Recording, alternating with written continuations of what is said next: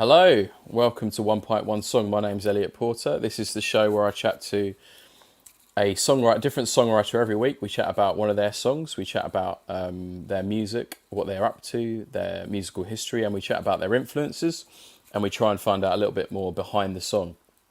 We like to chat about a cover that they've done or they really like, an artist that they follow. And thank you for joining us once again. We're live on Isolation Gigs, YouTube and Facebook. We've been away for a couple of weeks. This is the last show before the break for summer. So we're going to have a break for about 2 months while we kind of gather together a load of other really brilliant guests. And we'll be back in the autumn, probably late September kind of time, with the second series. This is actually episode number 13. So we started in February, and I originally thought we'd just do it for lockdown until about April time, but we've had so many people watching and great guests on and people wanting to come on that I extended it for another 4 or 5 weeks, and it's been really fun to do. We go out on audio every week, so it goes out live now on Facebook and YouTube, and it's an audio podcast afterwards, which will be available on Spotify and all the kind of places, probably around about Friday kind of time. As ever, if you've got any comments, bring them in, let me know, and I will ask our guest any questions that you have. We've got one comment already. Kelly, how you doing, Kelly? Yeah, great to have you on board. Hope you're well, and hope you enjoy the show. So yeah, if you've got any questions for our guest or any questions for me, or you just want to throw some random abuse or random comments at us, just let us know. Just chuck them in the comments and I'll try and put them on screen as long as they're clean enough. As it is a kind of before the watershed kind of time, but we won't worry too much about that. So without further ado, I'm going to introduce our guest today, who's someone I've met probably quite a few years ago now, when I was living in the Saffron Hall area, and this chap lives in Saffron Hall. He's from the area, so I got to know him. We did a few gigs together. We did quite a few kind of live performances, and I always really enjoyed watching him play. We've done a couple of festivals, I think, as well, and he's really kind of striving forward with his music now, which is really cool, and I love to see it. And he's got a new EP out. And he's done some great live shows and probably loads more to come in the next 6 months to a year promoting it, which is really good. So, and he's got a new band as well, which is brilliant. So please welcome James White of James White and the Wildfire. How you doing, James? I'm all good. Lovely Excellent. to see your face, Elliot, as always. Yourself too, man. Yourself too. And we should probably warn the listeners that we both indulged a little bit last night with the football, because it was a historic night for England, as everyone's probably aware. And I have to admit, I'm feeling a little bit worse for wear today, but I have got a vintage cider to try and have a bit of a hair of the dog. What are you drinking? I've got 2 glasses of gin and tonic ready to go. Amazing. I don't tolerate any more beer after last night.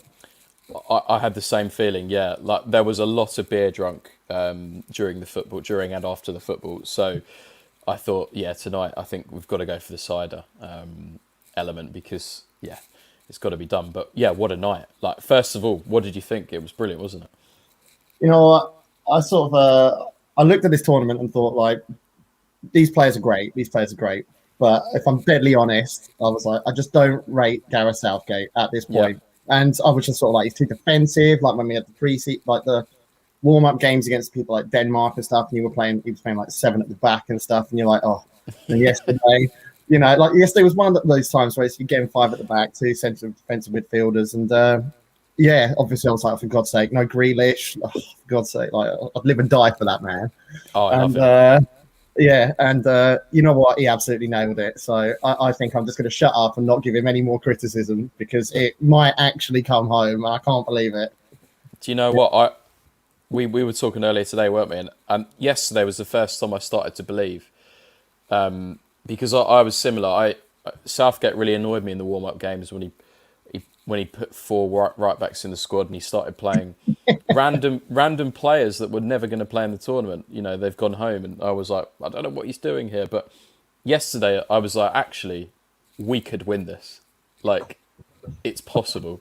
It is. Yeah, it makes my hair stand on end thinking about it. You know, I have to say this because I work with a lot of foreign people, and obviously I've been blessed enough to sort of go around Europe a few times. And one of the things, obviously, it does come up is football, and then it always comes to the Three Lions song about how we sing "It's Coming Home," and you sort of, I think there's a sense that we sort of sing it out of arrogance, but the reality is, you know, it's been 55 years since we've ever done anything. It's sang with an entire sense of irony.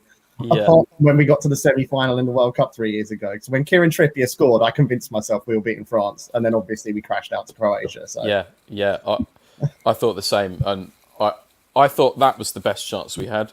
Now I think this is a far better chance.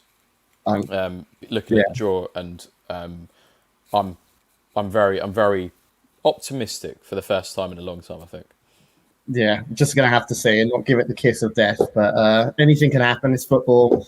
You know, we've had loads of the big teams get knocked out already. So Italy and Belgium are still really scary. And, you know, we'll have to face one of them if we get to the final. So, and nothing's given. You know, we didn't play amazingly in the first couple of group games. The game against Scotland was, honestly, I would rather have watched Antiques Roadshow rewound, like, and then every single episode backwards while surrounded by one guest of every Jeremy Kyle episode, you know, like, it was quite bad. Like, it was painful. Here's a story about this. So I've been vegetarian for about a year and 3 months now, 4 months, maybe. And I was so miserable and absolutely hammered that we stopped at McDonald's on the way back, and I was like, I just leaned out the window to drive by, and I was like, I'm going to have 3 cheeseburgers, a Big Mac, and a quarter pounder meal, please. I just stopped. I love it. The vegetarian thing just went out the window. I was so miserable. Oh man, but I'm back on the wagon now. I can imagine. You're back on the way. Yeah, back on it. Yeah, man. Everyone falls off every now and then, I suppose. Everyone has a drive-through moment every now and then. Entirely that. My mate was just sort of like, he was like, I'm going to stop at McDonald's on the way home, and the other person in the car was like, there's no way you're not going to order something. And yeah, I even woke up with a quarter pounder still left over in the morning, and I was like, well, I'm not this deep now, I've just got to finish it. Yeah.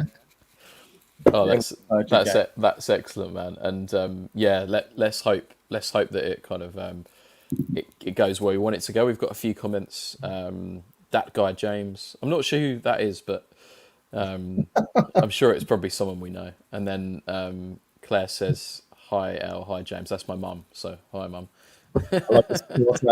Well, congratulations on raising a phenomenal child. You really did well there. Whatever genetics you passed down, you absolutely nailed. You know? Oh man, yeah, that's great. Thank you, man.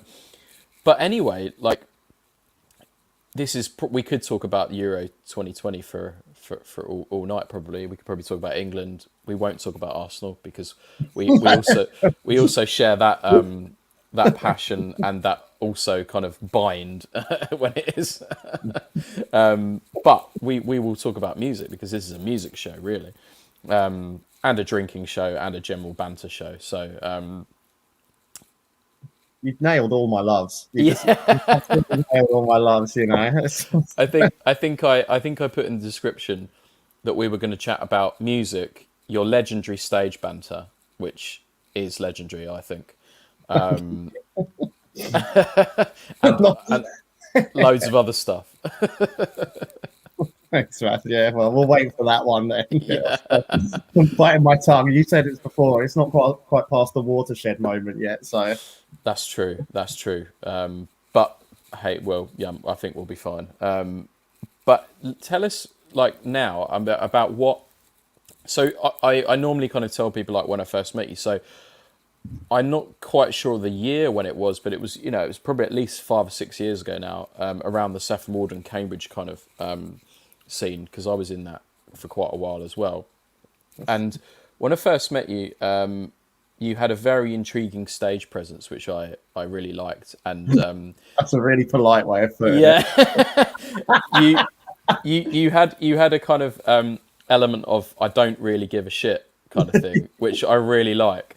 And in between, let's say, the odd more comical song, which we can touch on. There was various songs. There was a Nazi song, I think, It was. and there was a few other comedy songs which I thought were really funny. But in between, you had these like really good, really cool like songs, which I was like, oh, that's like a really good song. Like, Oh, and then then there's a comedy song which I loved as well, and then there's like a serious song or like a semi-serious song, and I thought this guy's got something. Like, there's something there. Like, his stage presence. These songs are really good, and now you've kind of released some of those songs. At least two of them I think I've heard you play live. A couple of them are new to me, so which is really cool. So tell us about how is your kind of how have you evolved as an artist in the last few years? Because it seems quite a big step to me.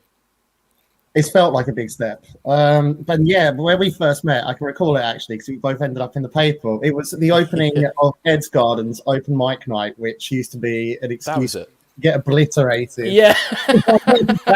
So Yeah. every month without fail. And Yeah. this was it was coming to the end of my time of doing sort of like the comedy acoustic called Rage Against Genital Herpes. Oh, that was it. Yeah, and so obviously at this point I was starting to sort of test the water with my more serious stuff. So I did Rage Against Genital Herpes for about 9 years, and the reason that I stopped doing it was when I wrote my first serious song, which was Don't Look Back, which is one of the ones you'd have heard. I used to play at a place called The Emperor every Thursday in Cambridge. In Cambridge, I know it. Yeah, but I loved that night. It was great. Yeah, it was great, and so I got quite well known for being the guy who just made a twat out of himself and played all of these ridiculous songs. And so I got up one day and I was just like, I'm going to play this serious song. And I got booed before I even played a note. Like, no one wanted to hear me sing anything about anything serious. They just wanted to, it's like, just get on with it and sing your song about banging your grandma, man. Like, get on with the song about constipation. No one gives a shit about this,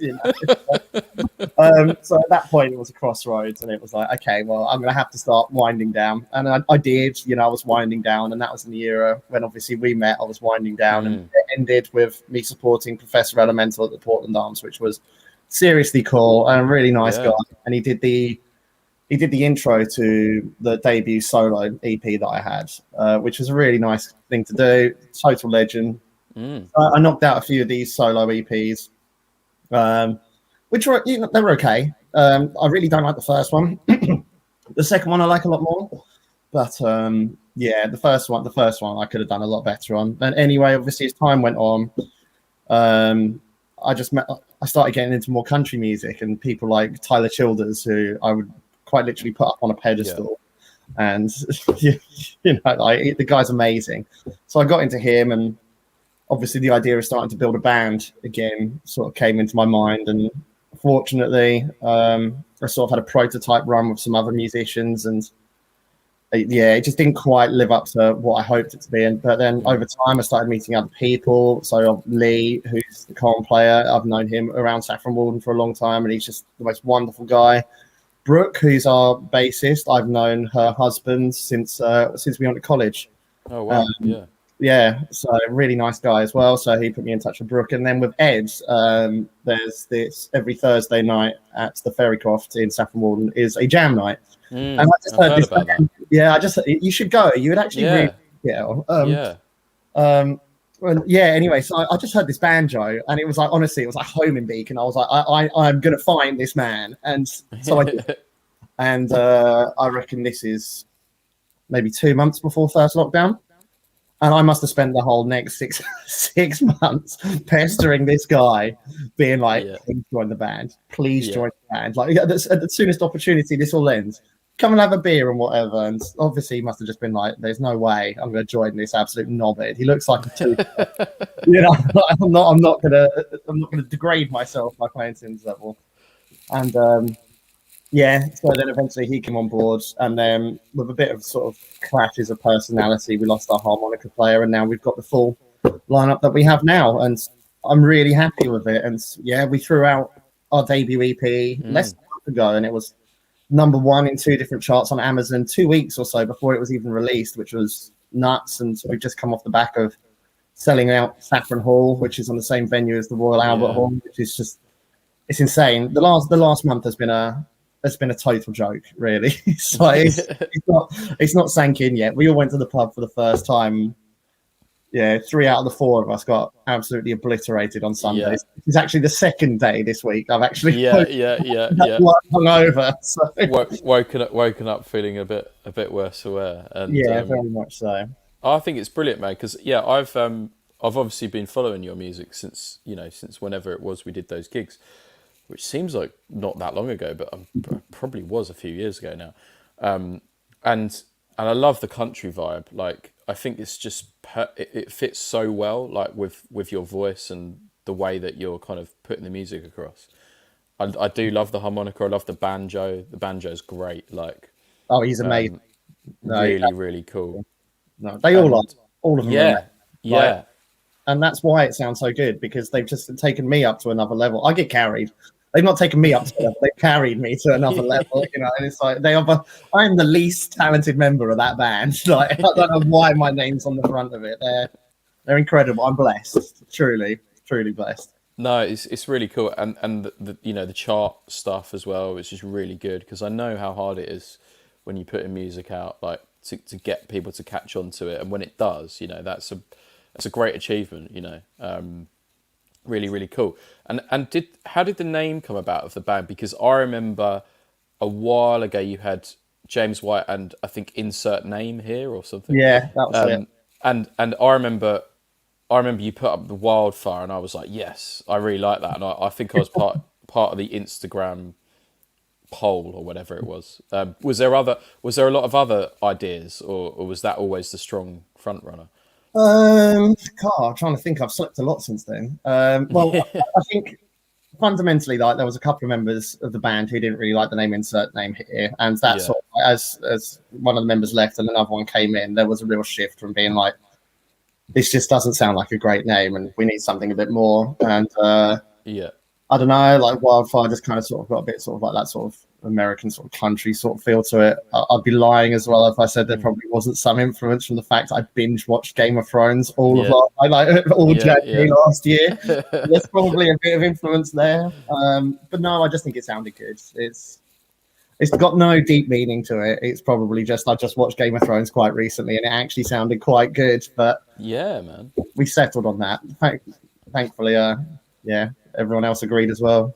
I think it sounds really good, and it fits. It fits really well, and with the kind of country vibe as well. Like, it it just seems to work. I think. Yeah, you're right, and it's great to see kind of like a new kind of country band kind of in this area as well, because I know quite a few country bands in London and stuff. I don't know many around these kind of areas. Like, it's quite cool.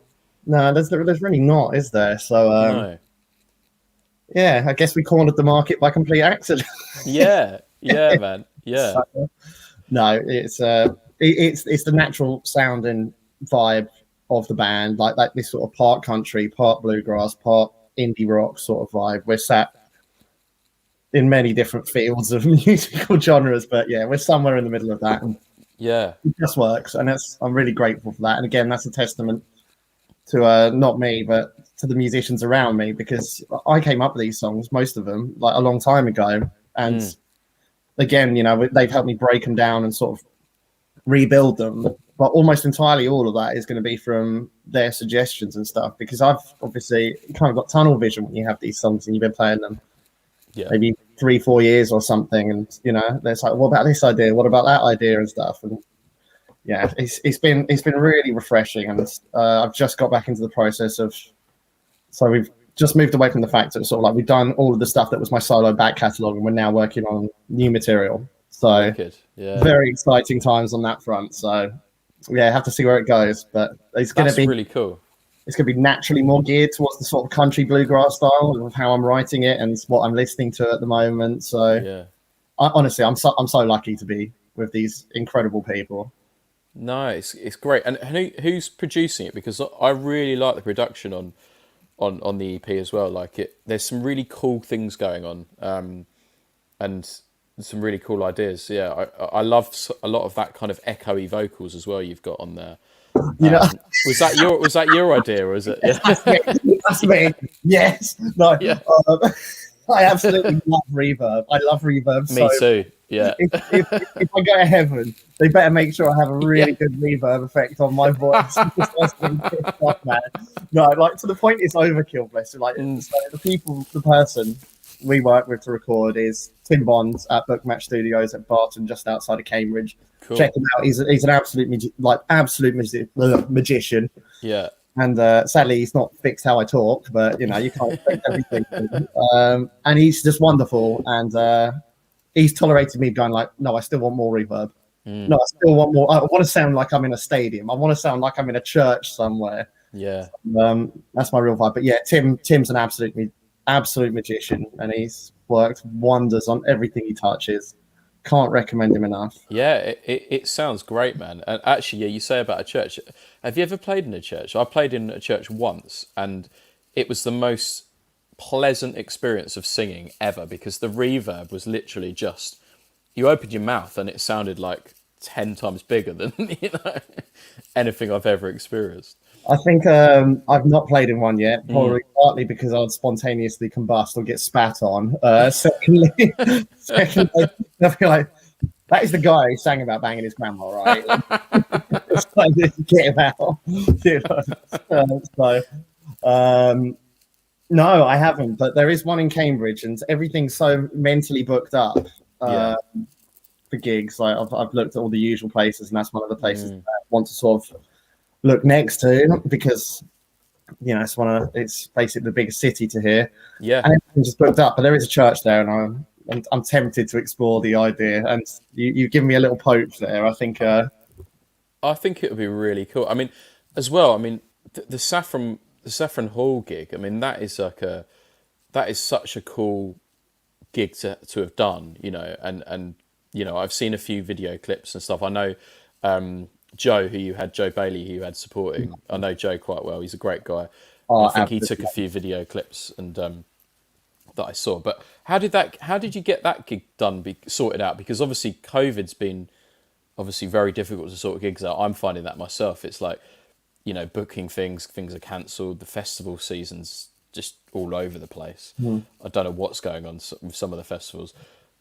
Was it because also bands like yourself and me, they don't generally have those at Saffron Hall that I've seen. Have. So yeah, never have. We were the first, outside of like a couple of other big sort of more folky orientated bands. We were the first sort of non-orchestral, non-jazz local band to play there, and we got approached, which was just so honestly, I just checked the band's page one day, and I just thought like I got this message, and it's like, is this a joke? Like Saffron Hall, obviously, like they've been well known sort of in the industry for keeping their doors closed and keeping them on their very prestigious circuit of being on the same circuit as the Royal Albert Hall and having, you know, like the London Philharmonic Orchestra and all these insane orchestral and jazz groups.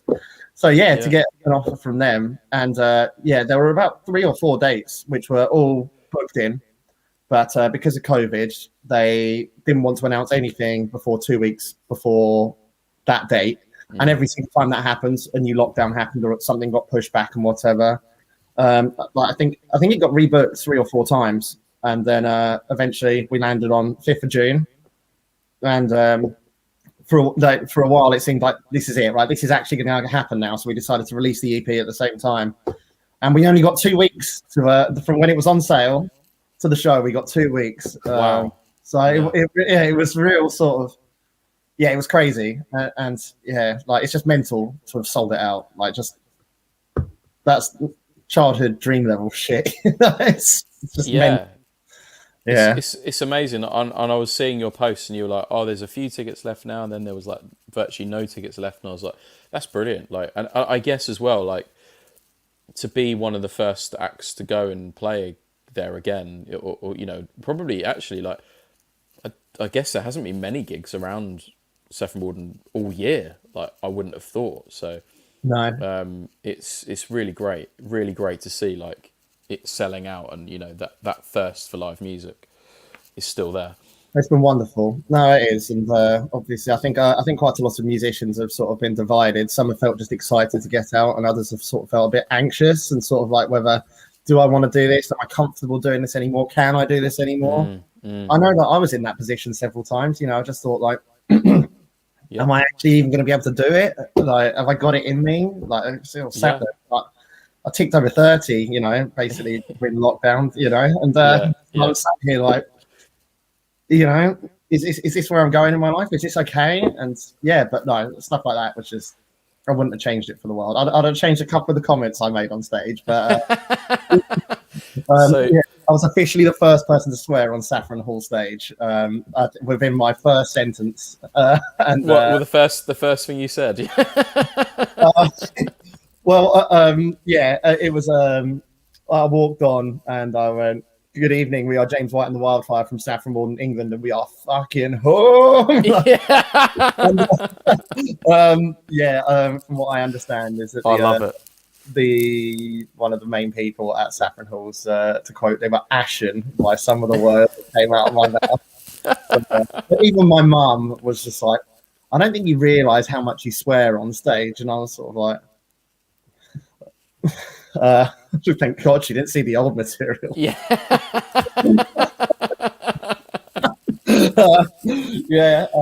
But most of it was just out of nerves, and obviously, you know what I'm like. I'm a complete idiot, but I'm very capable. Like the last show I didn't swear at all because it's a family event. So I have got it in my locker. But Yeah, you got to think, we just sold out this venue.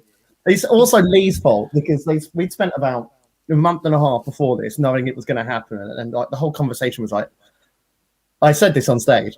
Was like, you just can't be yourself because you're just gonna like, this is not the audience for it. And then I was fine about this show all the way up to it until I got into the venue, walked on that stage, and I looked out, and my heart just fell through my ass. Like, honestly, I was like, whoa. Yeah, entirely. Like, I'm like, Jesus Christ. And like, we had to repractice one of the songs just in our sound check 3 times because I kept on messing it up because I was so nervous. Yeah. And Lee like grabbed me just before going on stage and was like, "James, just be yourself." And I was like, "Say no more." Walked on stage, immediately swore, carried on swearing, made a Jimmy Savile comment on stage. You know? It all came out, you know. So yeah. I think you know, it is the best way to be yourself. Really, like I don't see an artist like you as well. I think it's part of the appeal for me. You know. Like you're unashamedly yourself, which is brilliant. Thank you. Yes. And I mean, I know there has been some Jimmy Savile or comments before at gigs I've been at, and it did remind me of a festival we played once, the Bishop Stortford Festival, and you were wearing a onesie, and there was a certain amount of interesting stage banter going on. It's Stortford Music Festival where I wore a Charmander onesie. Yeah? That was it. Yeah. Just Pokemon Go had come out as well. So yeah. Bought a Charmander onesie and just turned up. Worst decision, like hottest day of the year. It was boiling. Boiling as well, wasn't it? Yeah. So I was roasting it. I remember, so back then, even I opened with "Don't Look Back," and I got to the end of "Don't Look Back," and I was like, "Yeah, you're a fucking idiot." Yeah. The hottest outfit, literally. Yeah. There's got to be some photos somewhere. I think I saw some floating around somewhere. But yeah, I love the stage banter. I know what you mean about, you know, like the audience and stuff, family festivals and stuff. But I just think if that's who you are, you should do it, and you know, and why not? You know, of course. But yeah, again, like I'm normally a bit more careful about. Yeah, I'm in with it. Like now, obviously, it's been an interesting 5 years or so since you first started seeing me on this weird journey, and I'm very capable of just turning it off and not swearing and behaving. But again, like we just sold out Saffron Hall, we just got to #1 in 2 charts, like. And I've been crapping myself all day. Myself, and I walk out, and there's just like so many people, and I'm like, and like you say as well, coming from lockdown for like 6 months effectively into an arena like that, and it's like a shock to the system. You know, I remember the first gig I played after lockdown. I was like, wow, there's people here. It's like, whoa. You know, you kind of forget about them. If they're not people I can talk to on a headset whilst playing Xbox or PlayStation, I didn't think they Yeah. existed. Or if they weren't people hoarding toilet paper or pissing me Yeah. off, then, you know, I really didn't know they existed. Exactly. Exactly. And so you played the EP, I imagine, like all the songs off the EP at Yes, the we gig. did, I yeah. would have thought. Yeah. Yeah, we played 8 songs in total. One of which I think took up about a fifth of the whole set. A 10-minute long song with a really long breakdown in it. But Excellent. the reviews have all been really positive. We had some great feedback from journalists and people there. Like, I've constantly been stopped in the street. I've had my photograph asked for a couple of times. It's been very strange. Wow. Yeah, Cool. that's only happened once before when I played at Camp Festival, so it's very strange. Yeah, it's been a really surreal month. But yeah, it felt like I cheated, really, sort of like coming back from lockdown, and it's just sort of like it was the second show. Yeah. And we were just like sold out Saffron Hall. It's mental. Absolutely mental. It's amazing, man. And I think now is probably a good time to have a listen to one of these new songs. So I'm going to play Don't Look Back first. So this is a song that I would have heard in its very early state, probably 4 or 5 years ago or whatever. And it's changed a lot. Like, you've got so much more instrumentation on there. I think I've only ever seen you play solo, so I would never have seen. I might have seen you play with one person, maybe the cajon player, but I'd never have seen kind of the whole thing, and it's really cool. And it was a song that I always liked, like when you played it, and I was like, I like that one. Yeah, I dig that. I'll take you a $5 after this. Yeah, I dig that one. So. We haven't got any video to play, but I believe you are doing a live video of the Saffron Hall. No, I'm sorry. Yeah. Well, it might already be done. It might already be done. Wow. We're just yeah, it's done. But we're just gonna we're gonna decide what to do. We don't know what to do next. Like, no one wants us to immediately release a whole live album. Yeah. 25 days after we released the EP. So we don't know what to do next, but that's all been done, dusted, really. So it's just all about writing new material now and getting some more shows under our belt. Yeah, man. I mean, we may not even release it, but it is an option. No, it sounds good to me. I do like a live album. So we will do is we will play the recording of the song, and I've got the artwork, which I think, actually, by the way, we'll talk about the artwork afterwards. I think it's really cool. And we'll play that now. So me and you will kind of like sit back, and we'll let the listeners kind of, and the viewers kind of see the song, hear the song, and see the song. Plenty of time for me to show you all my interesting body marks I've got and birthmarks on my body. Yeah. But then change back before the camera comes back on, right? Cool, right. And then if anyone's got any questions for James, please put them in the comment box, and I'll bring them up. If you want to know about the stage banter, or the new EP, or anything. Or when I lost my haircut very recently. Thank you. We lost a haircut. Yeah. Put them all in there. If you got any questions about the onesie that you wore at Bishop Stortford Music Festival, that was a time. So let us know and put them in the comments, and I'll bring them up. So without going on too much, here is Don't Look Back. I think, hopefully.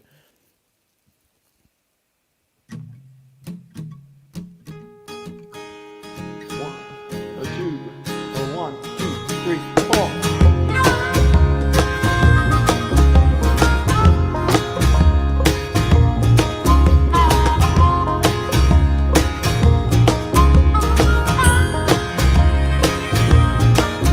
Well, my mind is stronger, but my body is a little weak.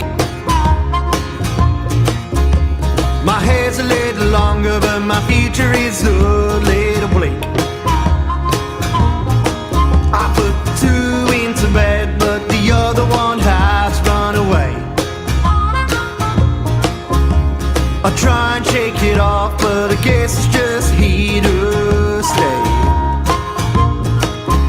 It's a long road to hike, but what choice do I have? And the ghost that I carry here says, don't look back. Don't look back. Don't look back.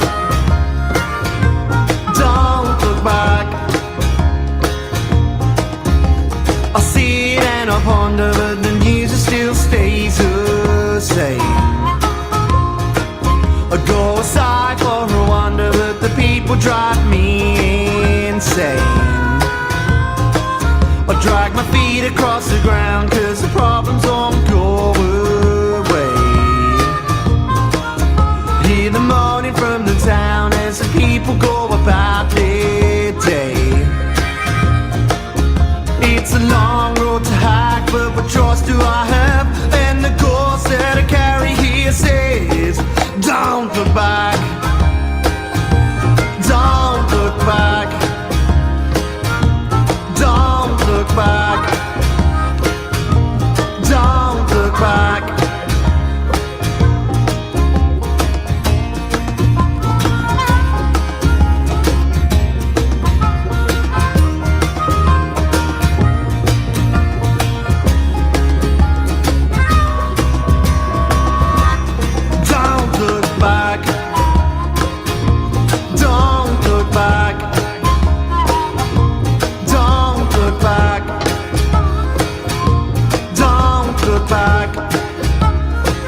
I said you don't look back, don't look back, don't look back,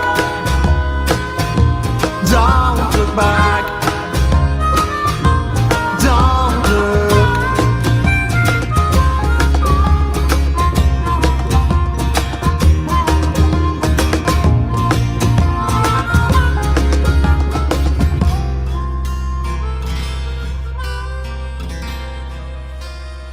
Don't look back.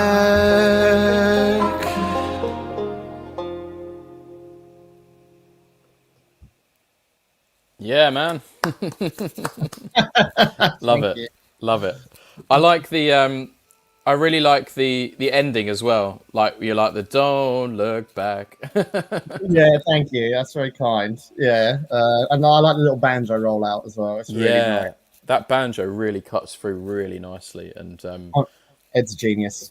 yeah, They all love that sound, man. Yeah, it's really cool. And I remember you told me you were going to make a country EP, and I was like, oh yeah, I'm really interested to hear that, and it surpasses my expectations. It's really really good, man. Oh, thank you, man. That's very kind. Really really cool. Past mine. It's a past mine. I can't listen to any of them, but Funnily that enough- I can listen to. Yeah, it's something I always ask people. Actually, it's one of like my stock questions with 1.1 song. Is like when you do it in the studio, has it got better than you ever thought it would be? Because it's happened with my songs before, and I've been like, that's even better than I thought it could be. Like that's gone to another level, which I would never have thought it could do. You know, and it's interesting to hear people say that because I think that happens with songs, doesn't it? You know.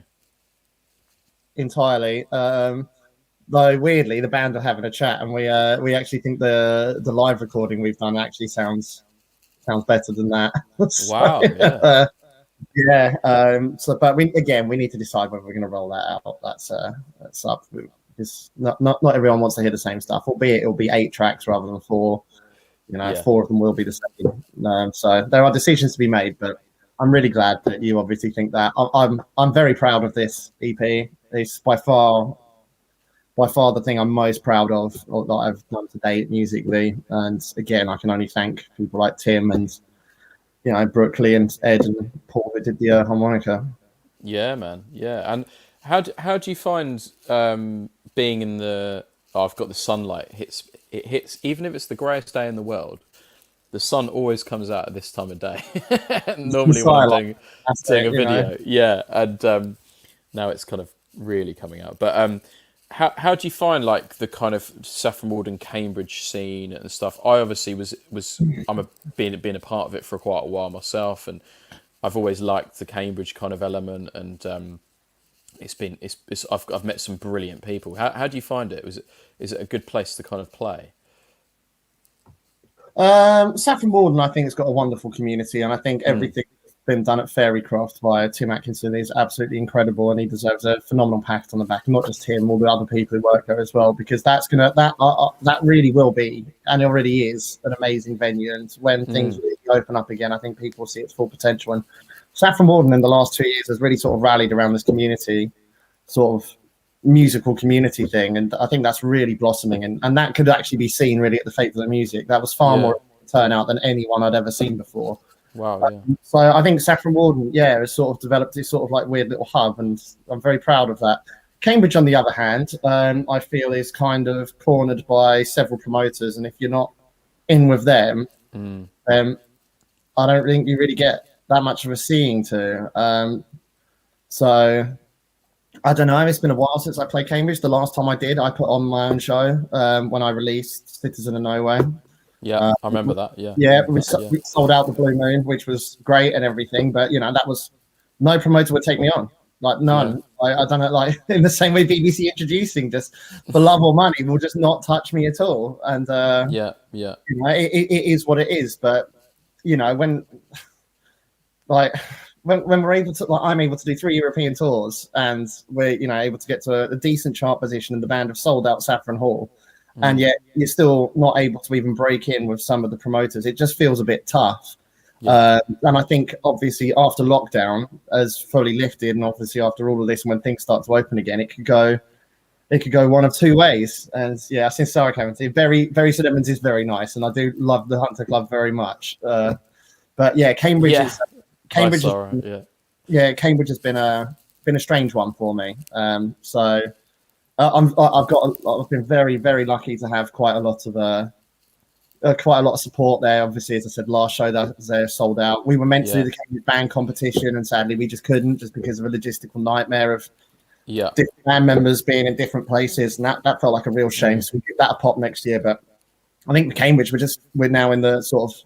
We're just going to have to put on our own thing. Maybe we should put on a show together, man. Like I haven't played Cambridge properly for 3 years, I guess. Like the last gig I did, I think, was Portland Arms. I think. And I love Portland. Portland's an amazing venue. It's great. But much like yourself, I had to put that show on myself because I thought, why not? We'll hire the venue and give it a go. I don't think we sold out, but we got a good kind of load of people in there. So let me know if you want to put on a show, man. Like it'd be Cambridge is definitely on the list. It's definitely on our list.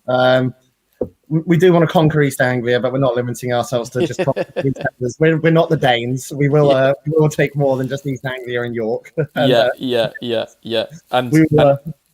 interestingly, we will talk a little bit more about like the kind of live music scene after COVID. But you mentioned like doing the European stuff, and I've been lucky enough to do quite a few gigs in Europe and Germany and Denmark. I know you go to Denmark as well, which is like really cool because I've got family in Denmark and I've played some gigs there, and I just find the people absolutely lovely. And I wonder what your thoughts were on the post-Brexit kind of thing for touring for artists, because it's going to be difficult, isn't it? At the moment. Yes, I can hear my dog tap dancing outside. So sorry. It does feel like it is. I think the licensing that you need to even play in Denmark now is quite high. It is what it is now. There's nothing we can do. Like obviously, I wrote Citizen of Nowhere about how I felt about it, and again, that's something else that I'm really proud of. And I think the band do a really good job of putting a real spin on that as well. But I really like playing abroad. I really like it. I feel that, much like I was saying about the whole sort of Cambridge thing, it sort of kind of feels like that all over from really where I've tried. That it's sort of the industry's kind of in the grips of some people that sometimes just sort of like won't give new people a chance or whatever. Some do, obviously, some do. But like it's been insane sometimes to try and break it. And in Europe, I've just never had that, which is strange. I'm not sure if it's just because I'm English and then maybe just having someone foreign over, it just might have more of an appeal.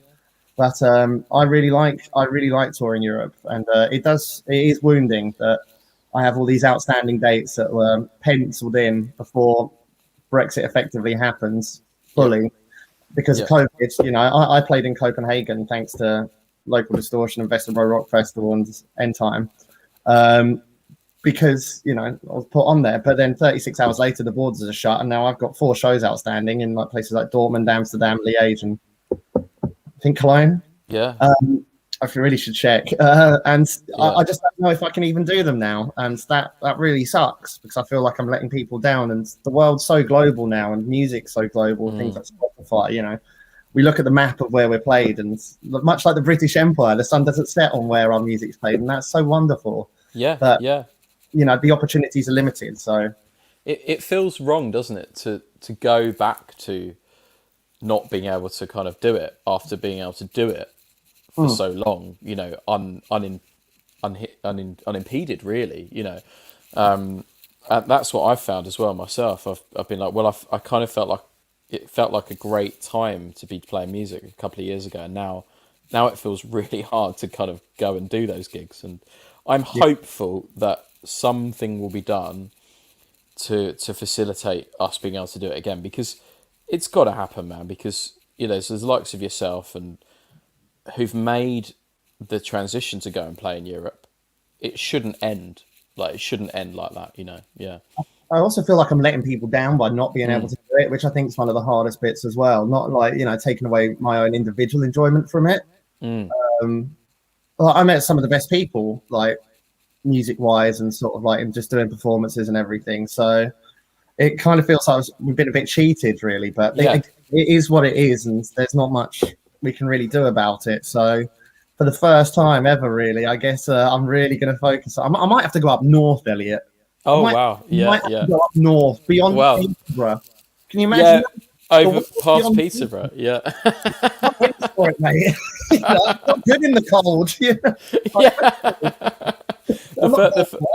The furthest north I've ever played was Durham, and that was cold. That was very cold. I remember walking back to the hotel after the gig, and it was like, whoa, it's very cold up here. But I've never played Scotland. I'd like to do Scotland, actually. I'd like that'd to be interesting, particularly not after we've just scraped a 0-0. And if football does come home, then I don't think I'll be going anywhere near Scotland for a year. No, we should probably leave Scotland a little while. Let them simmer down for a little while, and I'm sure they'll be okay after that. But yeah, it's an interesting one because after COVID, like there's been a lot of talk and there's been a lot of kind of conjecture about, you know, a new start for musicians, blah blah blah. People, you know, respecting the arts, hopefully. But do you see a return to kind of old practices which maybe weren't that great in the first place? I already have, and that's not to do with anyone who's commented in here, because I know that there's a lovely promoter in here who's commented actually already, two even. Yeah. Who I like. Wonderful, like, you know, my working experience with them so far has been absolutely incredible. I've got nothing bad to say, but so long as I'm aware that I haven't seen them comment on here, yes, one of the you saw it on Instagram. I did, yeah. So for most people who don't know, I work in contract law as a day job, which is obviously hilarious because I look like this and then have to do a serious job.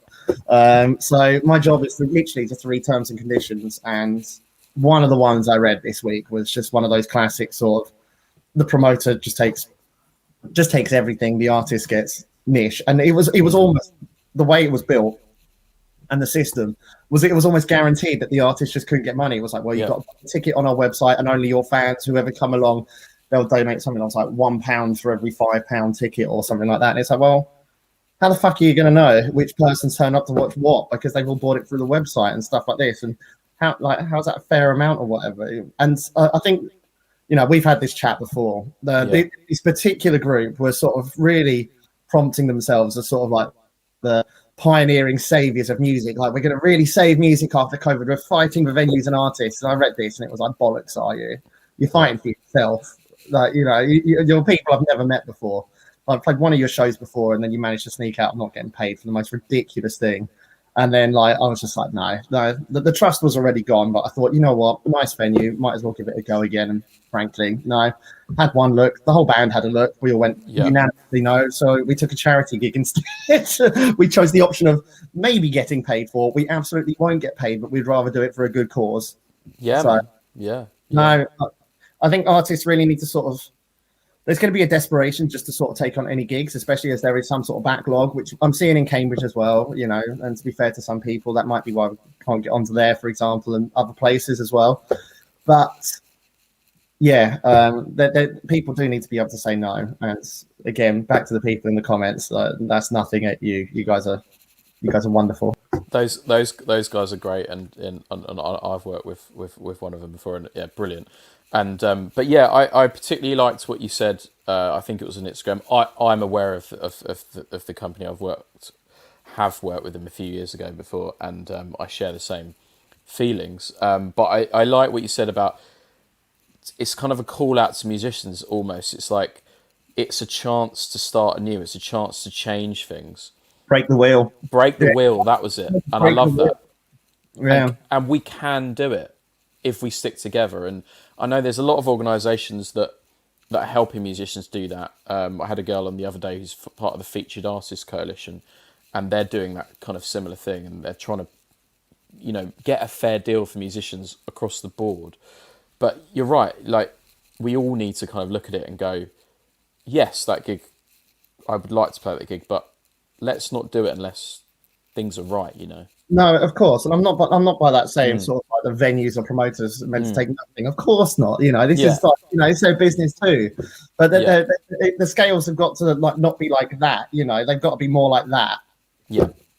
They just got to be fair. Like I'm not saying sort of like every gig I'm going to pay. I want £1,000. Like nowhere near even that.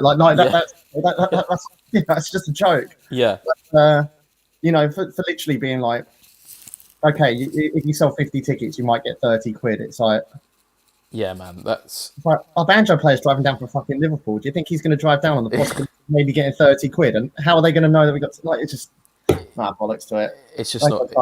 I'm old and grumpy these days, man. Like, yeah, well, I'm even older, so it's and sometimes grumpier, but it's right. You're right. There's a way, I think, of making it fairer, and we've just got to find the way, and we've got to stick together and do it. And I think there's going to be a way to do it, and we've got a few comments here.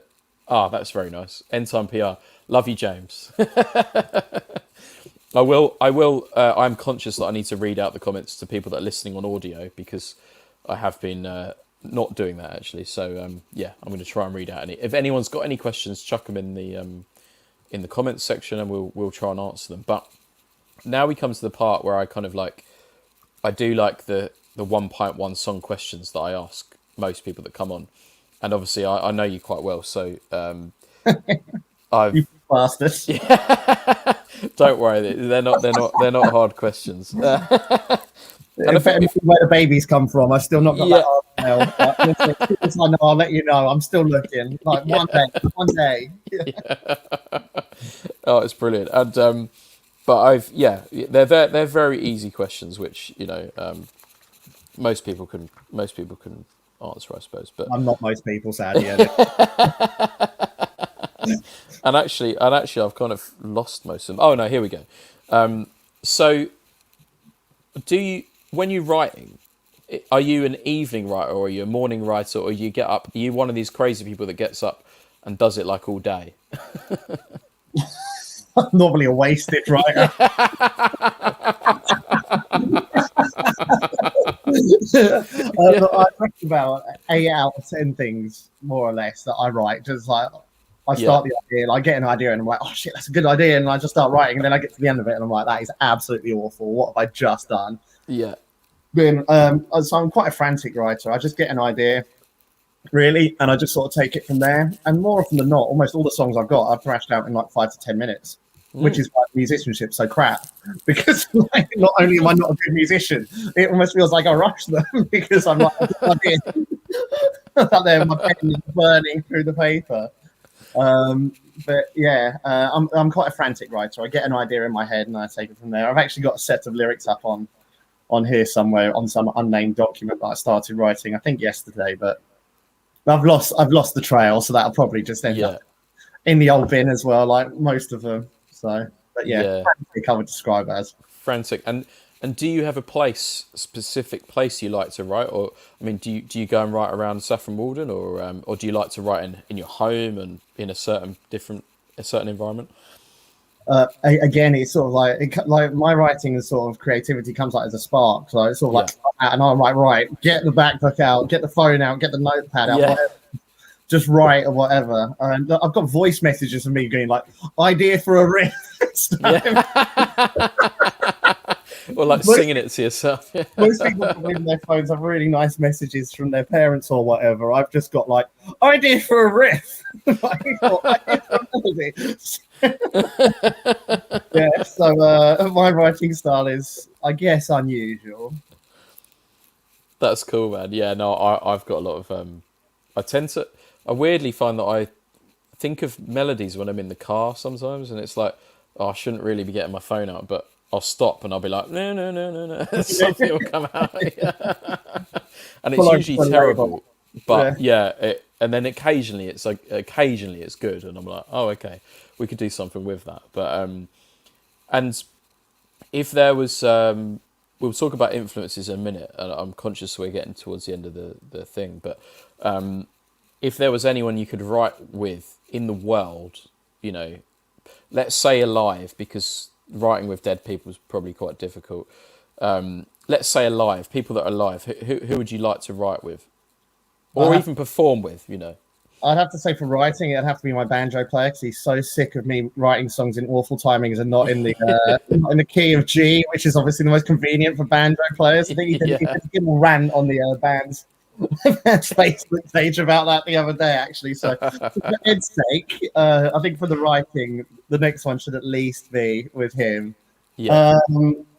I'm Tyler Childers, Billy Strings, to come to mind. That's like the dream for me to sort of play with them. They're the reason I made this sort of transition over to this genre and style. So that would always be something cool. Casey Musgraves. Yeah. You know, there's so many. Like it'd be unfair just to pick one, but being unfair and picking one, and because I'm an awful person to play music with, I will pick the banjo player purely because he's so sick of me not writing a song in G and having horrifically awful timing. I think that's really nice, actually. Yeah, it's really cool. And when you were thinking about doing this album, EP kind of thing, were you influenced by new things that you were listening to, or was it kind of just an amalgamation of all the stuff you've been doing for years and coming together? Do you think it was a natural progression that you were going to go that way? It was an EP for the song, sort of like we almost took like sort of one song off like previous different projects and sort of broke them down and started them again. So it was almost like testing the water with this first EP. Again, we had no idea how well it would do, or you know, the result and things like Saffron Hall and whatever. So that was really us just sort of dipping the toe and seeing, you know, first steps as sort of like as a band in the studio. And it came out in my personal opinion, it came out great.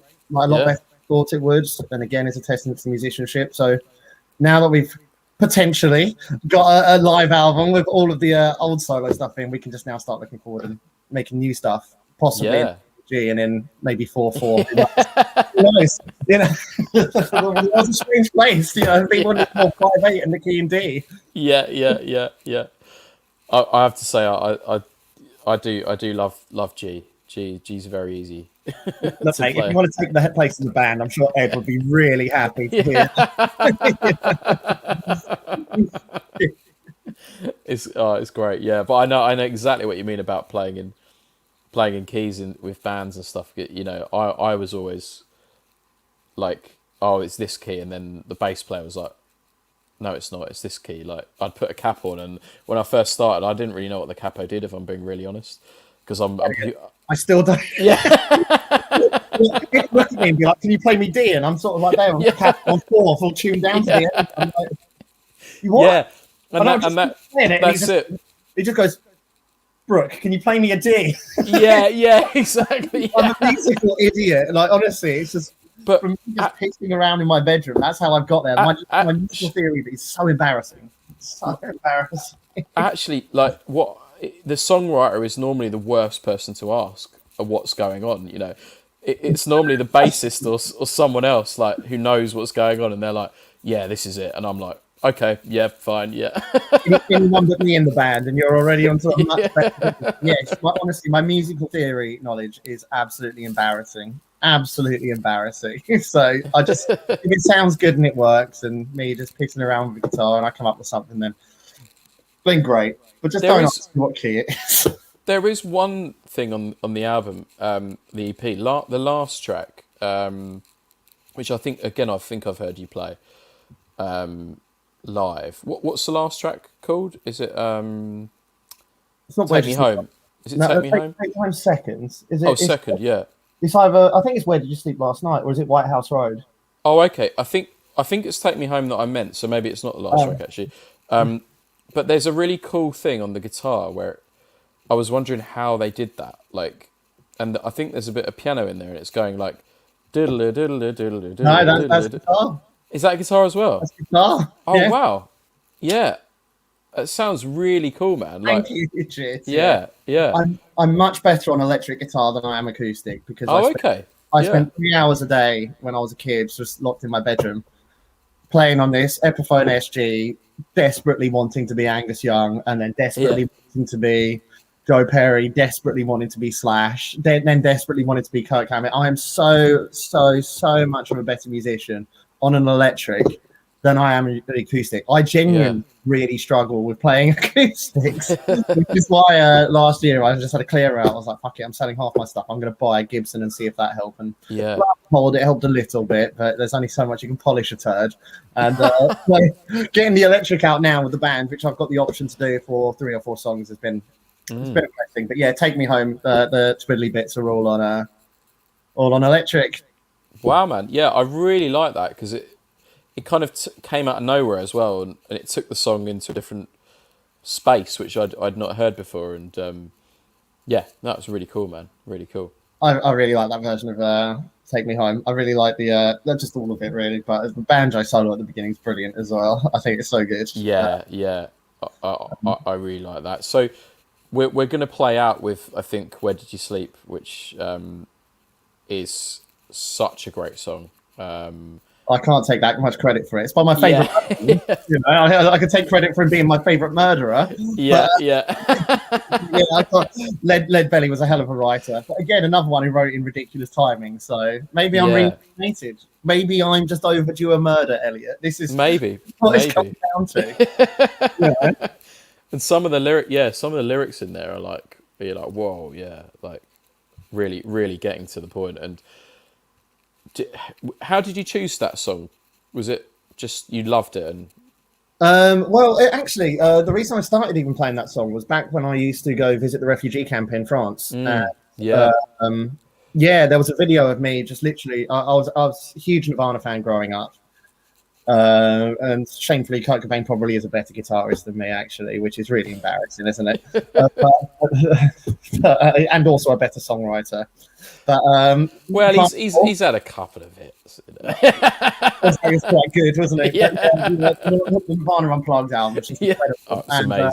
I love their version of Where Did You Sleep Last Night? And there was a video of me playing along with about 4 or 5 different refugees. I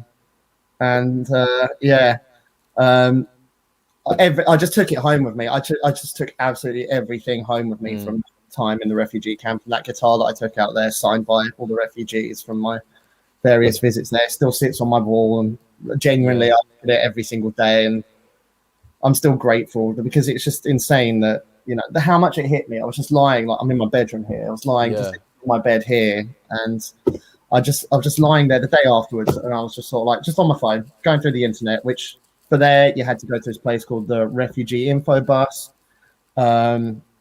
which was like basically the only place you could get internet for there, and it was like this converted force box. The volunteers just incredible out there, and I was like, right, I'm going to go for a shower, and they were like 2 things that you just literally just could not easily, and it just hit me. And then from that point on, I normally always ended on Where Did You Sleep Last Night on my solo shows, and spoke a little bit about the refugee crisis and everything. So it's although it's not my song that I wrote, it's a song that really does pull on my heartstrings and really touches my soul, and it takes me back to that asbestos laden wasteland in the middle of Calais, and it's the only thing that was closer to home than Manchester was. You know, it's just the only difference was it just You know, I think it's unfortunate I'm born in Ipswich, you know, because, you know, anyone who's been there would probably say the same. But, and it means that obviously the biggest musical artist I got to compete with is bloody Ed Sheeran. So, you know, yeah. I can't ever be the king of Ipswich, you know. Just a small time artist like Ed I know. Sheeran. It's really selfish of him. Yeah, the only difference is that mine said Ipswich rather than someplace in Sudan or like Syria. You know, it was just nuts. And so I always took that song with me. It was a very personal song, and I can see Sarah's putting there as well about listening to it a lot in the office. That means a lot. Yeah, so, actually, yeah. We'll pop this up from Sarah. We listened to your version of "Where Do You Sleep in the Office" lots. Which thank you very much. That's very kind. A really cool thing. I love to hear about where people listen to like our music or whatever. It's really interesting, isn't it? Like I love if anyone just listens to it anywhere, you know, like it's brilliant. And in the office is great because there's probably lots of people sitting around listening to it. So I listen to music constantly, or really embarrassingly, I really should not be saying this because I just like a bit of background noise. So yeah, I'm gonna get rinsed in this. Go for it. I listen to ASMR videos. Okay, yeah. Literally just in the background, like I've got no like obviously like Reiki or whatever, but I'm just hearing these, like look. This is a headline. This is a headline in the. I don't know. It's just some sort of like background noise that's not too distracting or whatever, and I can just sort of shut out the world whilst I read through contract after contract. Yeah. So if you ever see my YouTube history, it's a like combination of watching fails, watching people like Dr. Disrespect like stream or whatever. Yeah. But yeah, and then country music, and then so much ASMR. It is relaxing though, isn't it? It's like yeah, it really is. It really is. It just I don't get any of like the sort of tingles that they always go on about or whatever, but I'm able to shut the world out and just read through and do my legal job. And yeah, man. That's why not? And I definitely do not have an ASMR voice. Yeah, is that going to be your next EP? and let me tell you a joke about. Oh no, we better not go there. But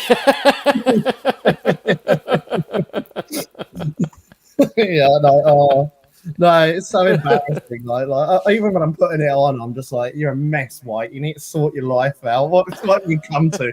You're 32 and you're listening to some woman dressed up like some Jedi whispering. How's it come to this? Or like some sort of like Buddhist singing bowl or something, and I'm just sort of like, what's going on, man?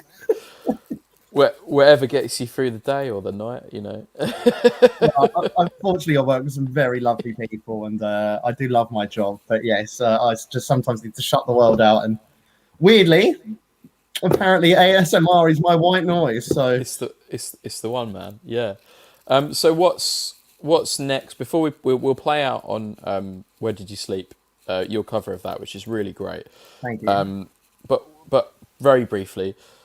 Obviously, hopefully, we're coming to somewhere near the end of this pandemic thing, and we're hopefully going to get. I'd love to come and see you play again. Like, no, let's do it, man. Let's get together. It'd be nice. It'd be cool, man. And I'm looking forward to. I've been to a few things, but nothing's really properly opened yet. But what's next for yourself and the Wildfire, and what? Obviously, I know you're going to record a new set of songs at some point, but you're gonna tour this stuff in between. Yeah, of course. There was a quote which was done by the Grapevine for our Saffron Hall show, which was like saying that basically like I unashamedly just loved what I do.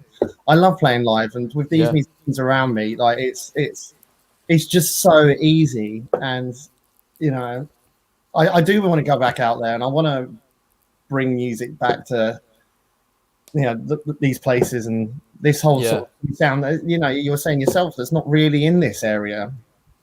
Absolutely. So I really do want to get back out there and play live, and that's what we're starting to build towards. We have the possibility of the live album just sat there in the locker waiting if we decide to pursue it. I'm starting to write new stuff, so there could be singles. I really want to get really stuck into the festival scene next year. It's too late for this one, and obviously everything pushed back, but really want to take the band back onto festivals.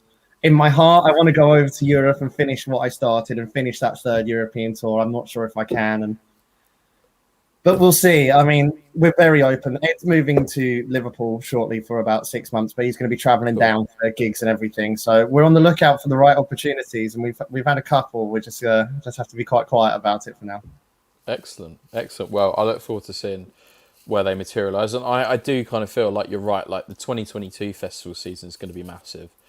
I think buzzing for it already, and I really hope that we get the opportunity to take this band around to different parts of the UK and show off how phenomenally talented Lee, Brooke, and Ed are, and how much of an idiot that front man is.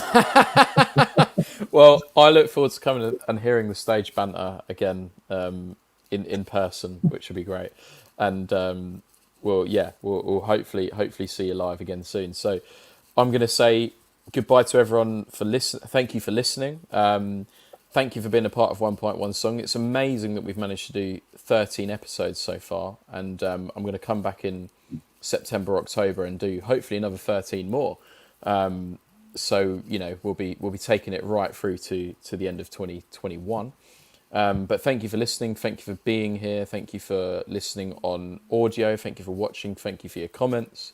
We've tried to answer your questions as best we can. I hope we have answered some of them. And thank you to everyone that's commented in the box tonight. There's been some really cool people I haven't seen for a long time, like Sarah, and people that support the music industry, which is alive and well. And the music that James is making, and it just proves, like, music is here and we want to get it out to people, and thank you. let's do it. So we're going to play out now with your cover of Where Did You Sleep Last Night, which again we'll share the artwork as well, and we'll sit back and listen as best we can. And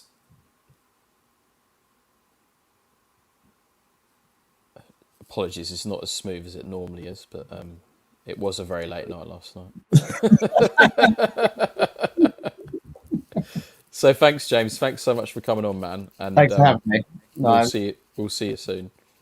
Of course.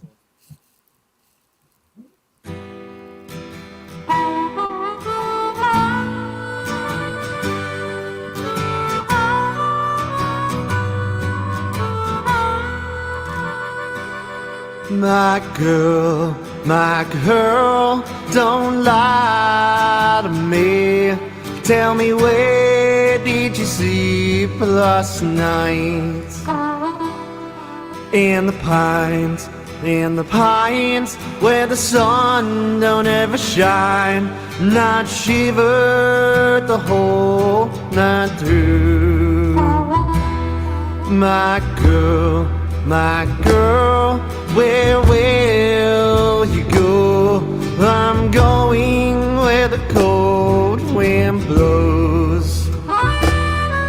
In the pines, where the sun don't ever shine. Not shivered the whole night through. Her husband was a hard-working man, disemboweled a mile from here. His head was found in a driving wheel, but his body never was found. My girl, don't lie to me. Tell me, where did you sleep last night?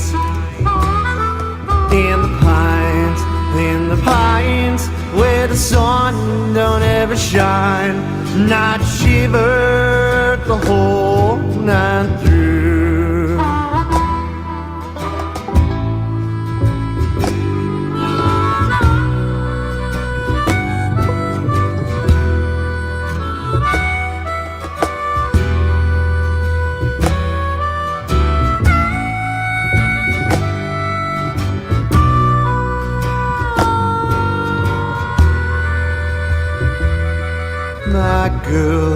my girl, where will you go?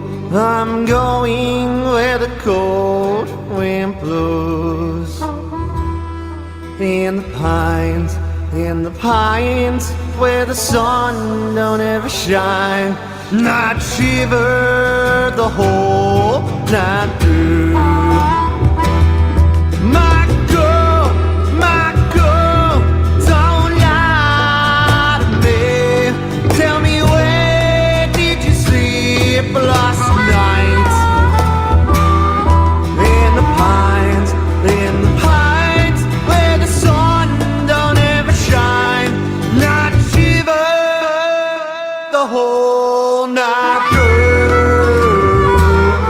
My girl, where will you go? I'm going where the cold wind blows. In the pines, the sun will shine. I'd shiver